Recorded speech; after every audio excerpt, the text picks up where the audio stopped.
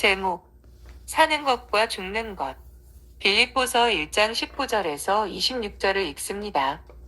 이것이 너희의 간구와 예수 그리스도의 성령의 도우심으로 나를 구원에 이르게 할 줄 아는 고로 나의 간절한 기대와 소망을 따라 아무 일에든지 부끄러워하지 아니하고 지금도 전과 같이 온전히 담대하여 살든지 죽든지 내 몸에서 그리스도가 존귀하게 되게 하려 하나니 이는 내게 사는 것이 그리스도니 죽는 것도 유익함이라.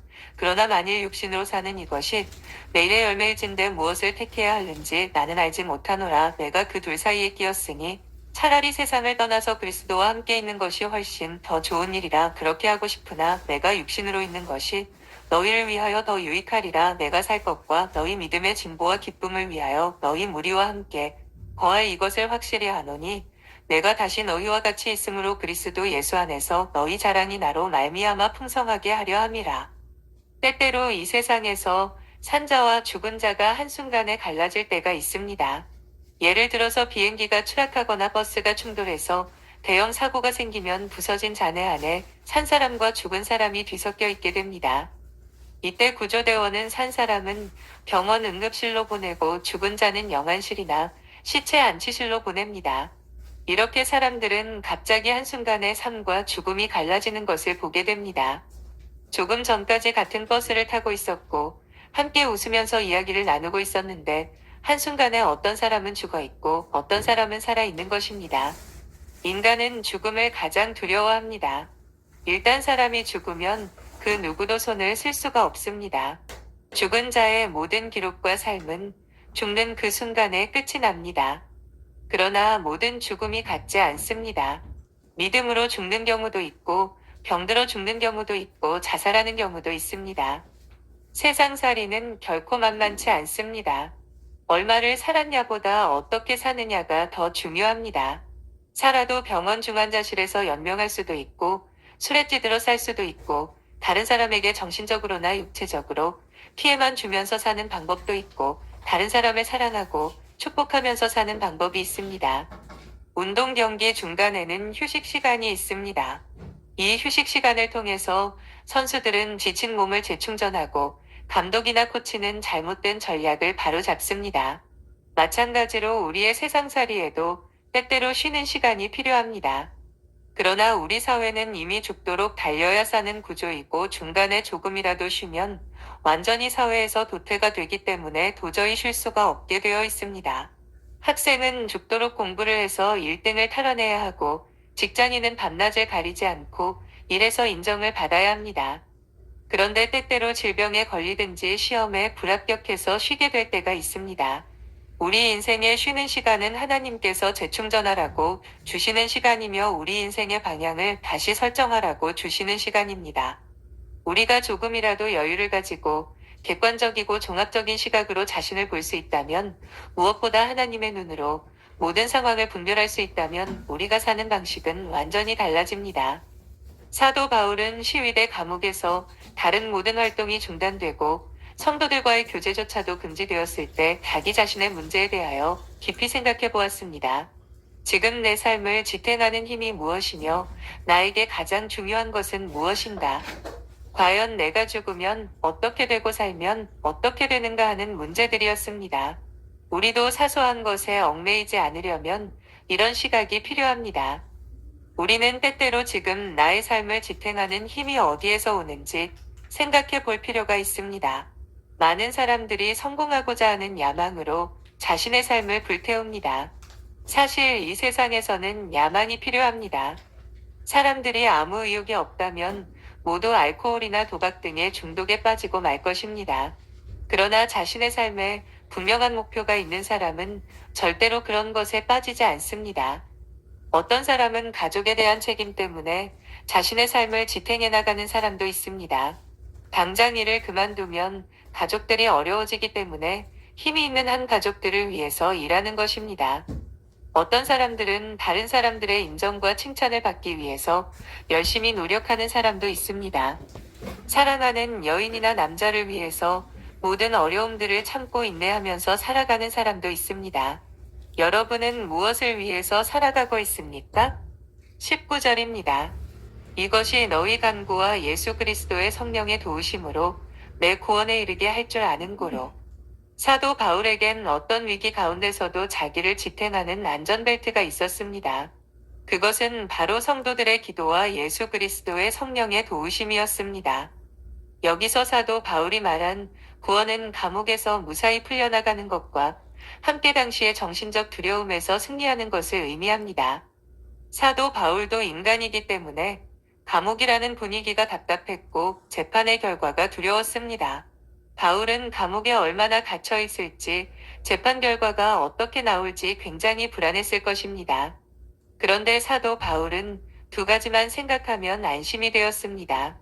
그 하나는 성도들의 기도였습니다. 성도들이 깨어서 기도하는 이상 사탄은 절대로 장난을 칠 수가 없습니다. 예루살렘에서 당국이 야고보를 죽이고 베드로까지 죽이려고 감옥에 가두었는데 성도들이 기도하는 가운데 천사가 와서 베드로를 깨워 감옥 밖으로 데리고 나가는 일이 있었습니다. 그러나 그때 수비하는 사람들은 두 사람이 나가는 것을 보면서도 알지 못했습니다. 참으로 성도들의 기도는 위력이 있습니다. 그리스도인이 위기에 처해 있을 때 가장 필요한 것은 형제들의 기도입니다.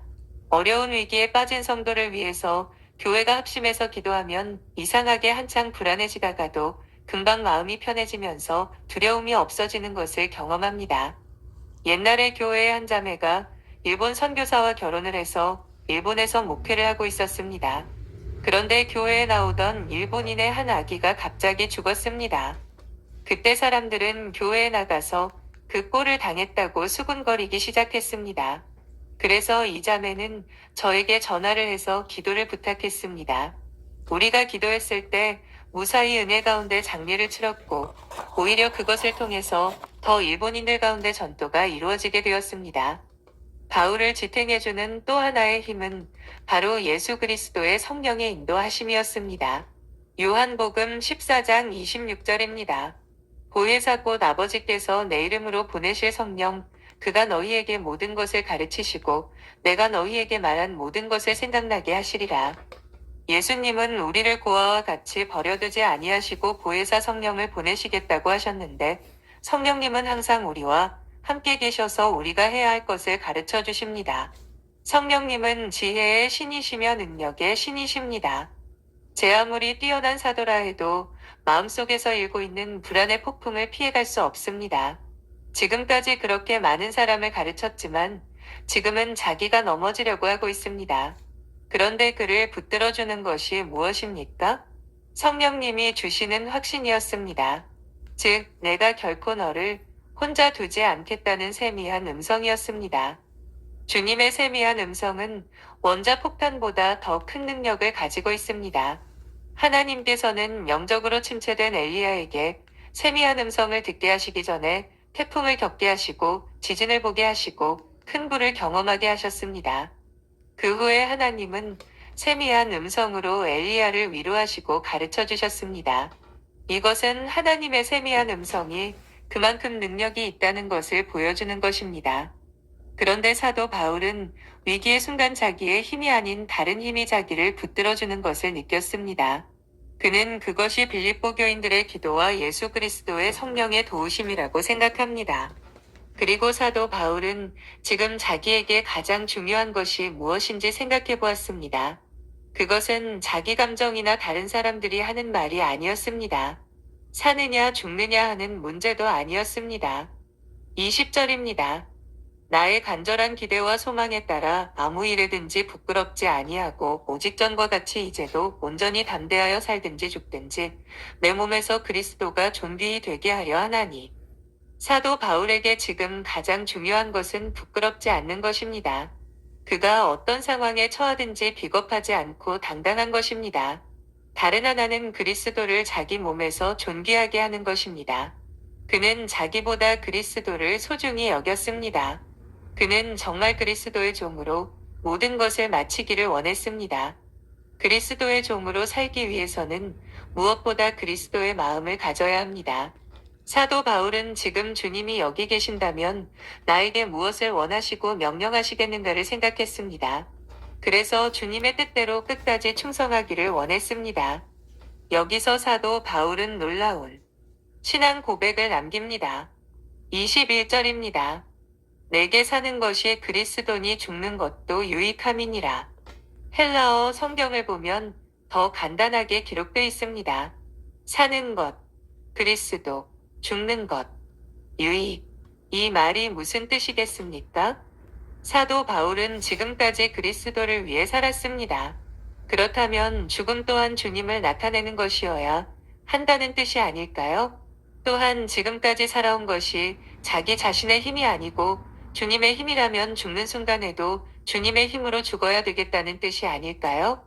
사도 바울은 지금까지 많은 고비 중에 자기를 살려주신 주님께서 만일 이번에 자기를 죽게 하신다면 그것은 주님의 능력이 부족한 것이 아니라 더 큰 뜻이 있기 때문이라고 생각했습니다.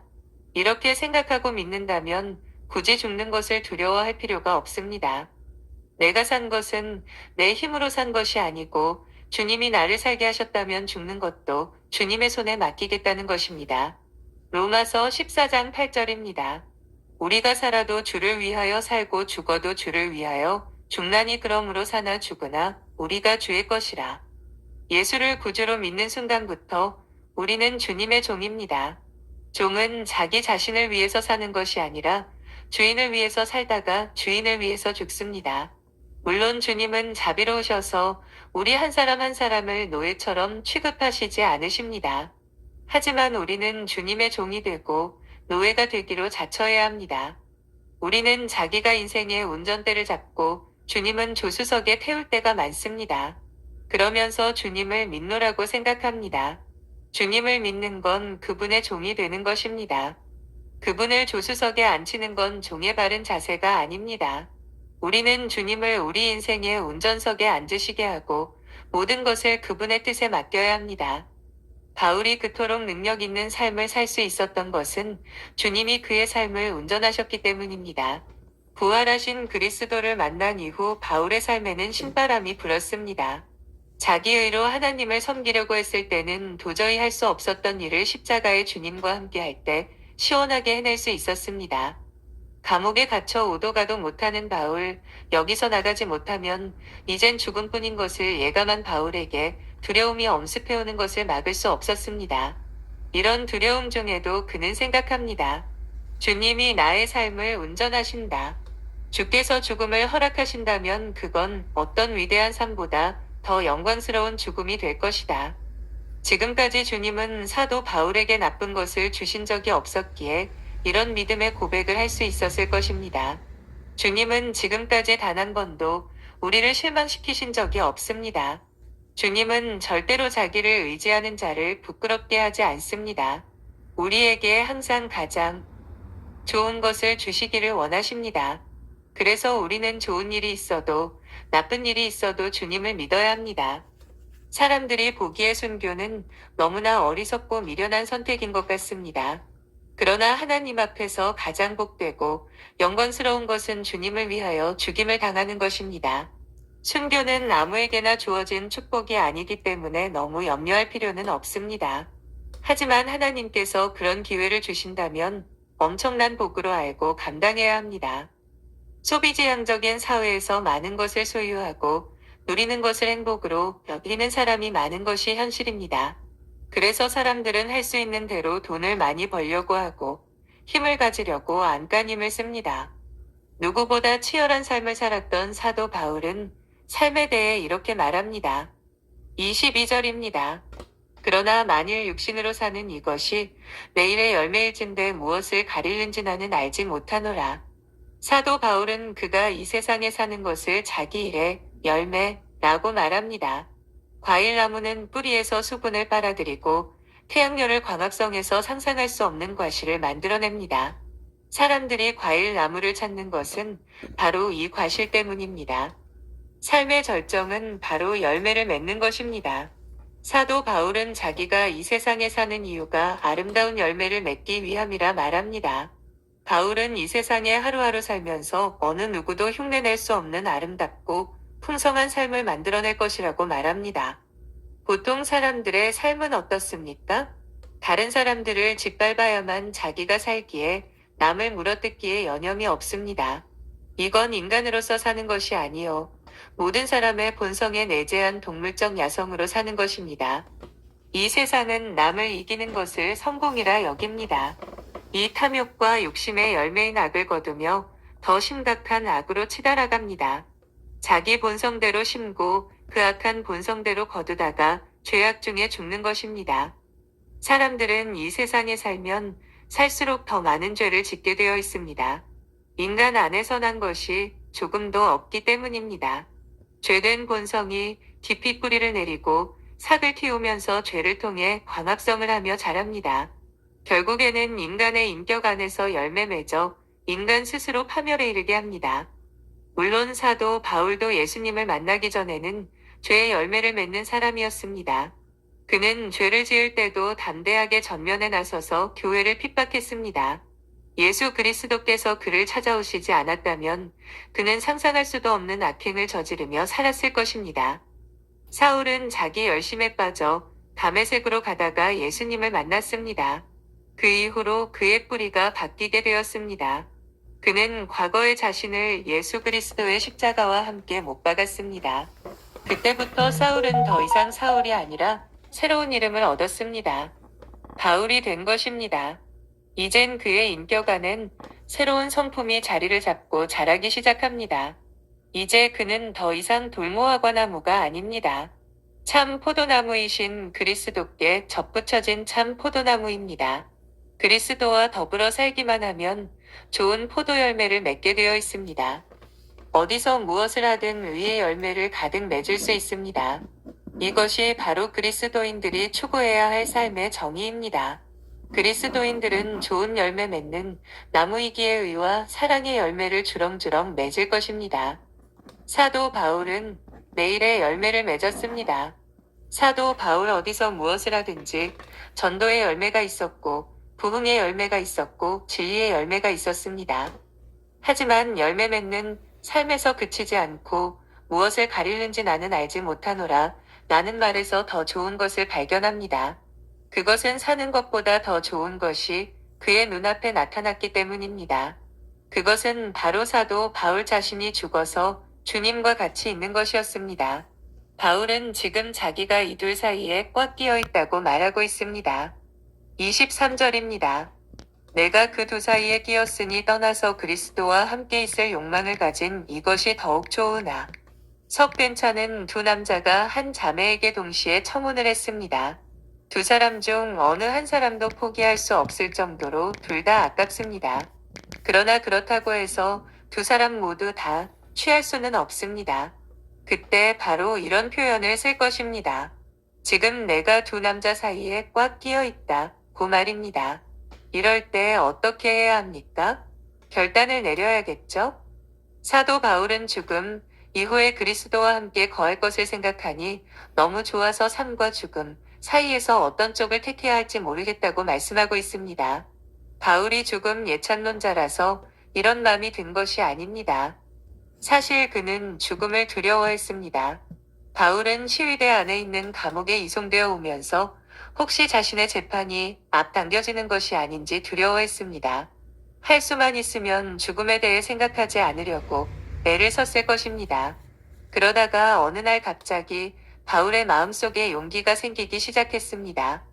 도대체 죽음이 무엇이기에 내가 이렇게 죽음을 두려워해야 하는가 하는 생각이 든 것입니다. 무조건 죽음을 피하려고만 할 것이 아니라 어차피 한번 죽음을 거쳐야 한다면 죽음에 대하여 진지하게 생각해 보자는 것이었습니다. 우리들은 죽음을 생각하면 가장 먼저 무엇이 생각납니까? 죽음의 고통이 떠오르지 않습니까? 그렇습니다. 죽음은 참으로 고통스럽습니다. 죽음의 고통이 이 세상에서 가장 큰 고통입니다. 어떻게 죽든지 죽는 것은 그 자체가 고통입니다. 죽음은 나라는 존재가 더 이상 시간과 공간에 존재하는 않는 것입니다. 사람들의 기억에서 사라져가고 육체는 썩어서 이 땅의 거름이 될 것입니다. 사도 바울은 어느 날 자신의 죽음에 대하여 진지하게 추론하기 시작했습니다. 처음에 그도 죽음이 무섭고 두려웠습니다. 그런데 죽은 후를 생각해 보았습니다. 사도 바울이 죽고 난 후에는 어떻게 됩니까? 주님의 얼굴을 직접 눈으로 뵙게 될 것입니다. 죽음의 고통은 너무나도 잠깐이고 영원히 주님과 함께 있게 됩니다. 이것은 말할 수 없는 기쁨이고 영광이며 축복이었습니다. 이 세상의 어떤 행복이나 즐거움도 주님을 직접 만나는 것과는 비교할 수가 없었습니다. 여기서 사도 바울은 그것을 욕망이라고 표현합니다. 바울에게 주님을 만나는 것은 강력한 욕망이 되었습니다. 우리들은 죽음을 어떻게 생각합니까? 하나님을 모르는 사람들에게는 죽음은 모든 존재의 끝입니다. 모든 사람들에게는 죽음 자체가 고통스럽습니다. 그러나 죽음 이후에 더 말할 수 없는 고통이 있습니다. 바로 영원한 지옥의 심판입니다. 그러나 믿는 자에게 죽음은 주님을 만나는 것입니다. 우리는 천사들의 손에 이끌려서 지금 이 세상과는 비교할 수 없는 기쁨의 나라에 들어가게 됩니다. 우리는 영광으로 빨려 들어갈 것입니다. 거기서는 느끼는 기쁨은 여기서 맛보는 것과는 비교할 수 없고 하나님을 향한 사랑과 신뢰도 끝이 없어서 여기서는 상상할 수도 없는 복을 누리게 됩니다. 우리가 죽는 것은 수영장에서 물미끄럼틀을 타는 것에 비유할 수 있습니다. 꼭대기에서 물미끄럼틀을 타고 내려가려고 하면 두렵고 떨리지만 미끄럼틀에 자신을 내맡기면 신나는 세상이 펼쳐지고 그 끝에는 먼저 간 성도들과의 감격적인 만남이 기다리고 있습니다. 사도 바울은 자신의 죽음을 진지하게 생각하면서 빌립보 교인들을 가장 많이 생각했습니다. 그들은 바울을 기다렸습니다. 바울이 자기들을 실망시키지 않을 것을 믿었습니다. 그렇게 힘없이 죽을 리가 없다고 확신했습니다. 반드시 살아서 그들을 만나러 올 것이라고 생각했습니다. 주님과 함께 있을 생각을 하며 죽음을 욕망하기도 했지만 빌립보 교인들의 사랑과 믿음을 생각하면 그렇게 기꺼이 죽을 수만은 없었습니다. 20절입니다. 그러나 내가 육신에 거하는 것이 너희를 위하여 더 유익하리라. 그리스도의 얼굴을 마주할 생각에 죽음을 앞두고도 기쁨으로 충만했던 사도, 하지만 지상에 남은 성도들을 생각할 때 마냥 기쁘지가 않았습니다. 사도 바울은 빌립보 교인들을 생각하면서 이번에 죽지 않을지도 모른다는 확신을 가지게 된 것입니다. 25절, 26절입니다. 내가 살 것과 너희 믿음의 진보와 기쁨을 인하여 너희가 우리와 함께 거할 이것을 확실히 아노니 내가 다시 너희와 같이 있으므로 그리스도 예수 안에서 너희 자랑이 나를 인하여 풍성하게 하려 함이라. 바울은 사는 것도 좋고 죽는 것도 멋지지만 빌립보 교인들을 생각하니까 이 세상에서 부흥을 일으키는 중요한 일이 남아있음을 알게 되었습니다. 빌립보 교회의 믿음의 진보와 기쁨을 위해서 할 일이 있다고 말하고 있습니다. 예수님은 이 세상에 천국을 가져오셨습니다. 그래서 우리는 죽지 않아도 천국을 경험할 수 있습니다. 이 땅에서 경험할 수 있는 최고의 천국은 부흥입니다. 사도 바울은 이 부흥을 위해서 자기가 이번에 살 것 같다고 확신하고 있습니다. 빌립보 교인들에게 다시 한번 만나서 빌립보 교회의 부흥을 일으키자고 말하고 있는 것입니다. 이것이 죽는 것보다 더 큰 기쁨이기 때문입니다. 바울의 이 고백을 통해서 우리는 무엇에 힘쓰며 이 세상을 살아야 할지 분명히 알 수 있습니다. 우리는 그리스도 안에서 열매를 맺는 과일나무가 되었습니다. 이 세상에 사는 것을 두려워할 필요가 없습니다. 살면 살수록 멋진 열매를 맺는 나무들이기 때문입니다. 우리는 죽음을 두려워할 이유도 없습니다. 이 세상에 사는 것보다 더 멋진 것이 죽는 것입니다. 우리는 죽으면 영광의 나라에 들어가게 됩니다. 그래서 죽음을 욕망할 수 있지만 아직 살아있는 한 우리가 꿈꿔야 할 것은 성도의 교제를 나누며 함께 장성해가며 건강하고 바른 교회를 이루어가는 것입니다. 살든지 죽든지 우리에게 주어진 시간을 낭비하지 마시길 바랍니다. 서로 사랑하며 하나님 나라의 모습을 드러내는 일에 힘쓰는 우리 모두가 되기를 소망합니다. 아멘.